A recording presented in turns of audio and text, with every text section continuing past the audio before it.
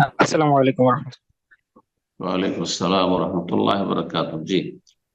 আমার প্রশ্ন হচ্ছে, আমরা যারা কোথা থেকে বাংলাদেশে এই বলছেন? মুহূর্তে নতুন করে আকিদা। কোথা কোথা থেকে বলছেন?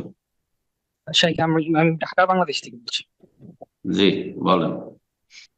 জি শাইখা। আম, আমরা যারা বাংলাদেশে যারা নতুন করে আকিদা শিখতে যাচ্ছি, তারা বিভিন্ন রকম কোর্স আমাদের সামনে আসে এবং অনেক বই আছে বাজারে।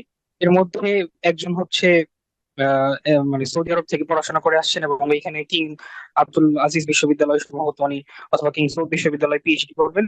মিজান হারুন নামে একজন আছে, উনি বেশ কয়েকটা বই বের করেছেন এবং কোর্স ছাড়তেছেন। তো ওনার কাছ থেকে আমরা কি আকিদার এই জ্ঞানগুলো নিতে পারবো? এখন অনেকেই বলে যে যেহেতু সৌদি আরব থেকে পড়াশোনা করছে সালাফি আলেমদের কাছে, কাজেই তার কাছ থেকে জ্ঞান নিতে কোনো সমস্যা নেই। কিন্তু আবার অনেকে আবার তাকে মানহাজ গোপনকারী এবং ইখওয়ানিও বলে। তো আমরা আসলে বুঝতে পারতেছি না। আর মানহাজ গোপনকারী বলতে মূলত কি বোঝানো হয়, এটাও যদি একটু বলে দিতেন তাহলে খুবই উপকৃত হতাম। ধন্যবাদ। যার সম্পর্কে বললেন যে অমুকের কাছ থেকে এলেম নিতে পারবো, তাকে আমি চিনি না।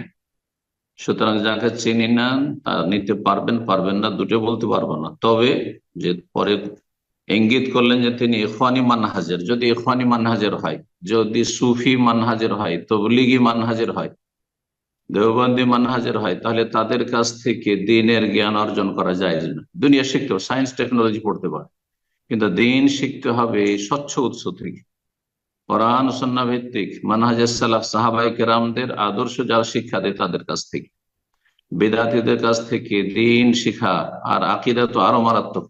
এমনকি ফিকহের জ্ঞান অর্জন করাও জায়েজ না, দিনের কোনো মাসলা মাসাইল জানাও জায়েজ না, কারণ কখন যে বিভ্রান্ত করে দেয় ফিকহের মাধ্যমে আকীদাও বিভ্রান্ত করতে পারে।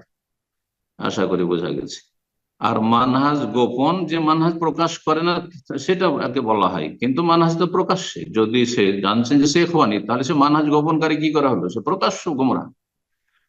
সে দেখে সুফি, সে হ্যাঁ সুফিজমে বিশ্বাসী, হ্যাঁ তারপরে ধরেন তবলিগীদের প্রশংসা করে, তো মানহাজ স্পষ্ট তার যে সে তবলিগী। কথা বোঝা গেছে, বা তবলিগীদের সমর্থক। সুতরাং সে বিভ্রান্ত স্পষ্ট।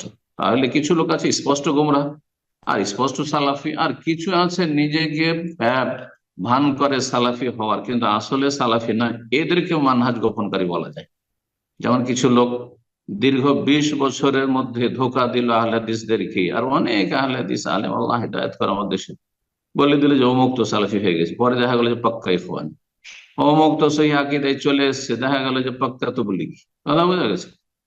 তো দেওবন্দি।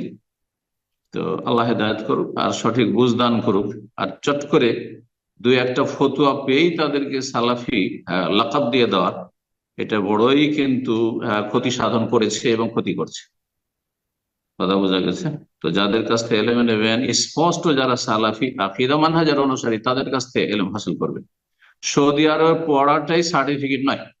সৌদি আরব থেকে দেওবন্দি পড়ে যাচ্ছে, পাক্কা পাক্কা ইখওয়ানি পড়ে যাচ্ছে, জামাতি পড়ে যাচ্ছে, পিএইচডি করে যাচ্ছে। কথা বোঝা গেছে। সুতরাং আপনি সৌদি আরবের সার্টিফিকেট থাকলেই তার কাছ থেকে এলেম নেওয়া শুরু করবেন, এটা মোটেই নয়। আল্লাহ তাআলা আলাম। জি।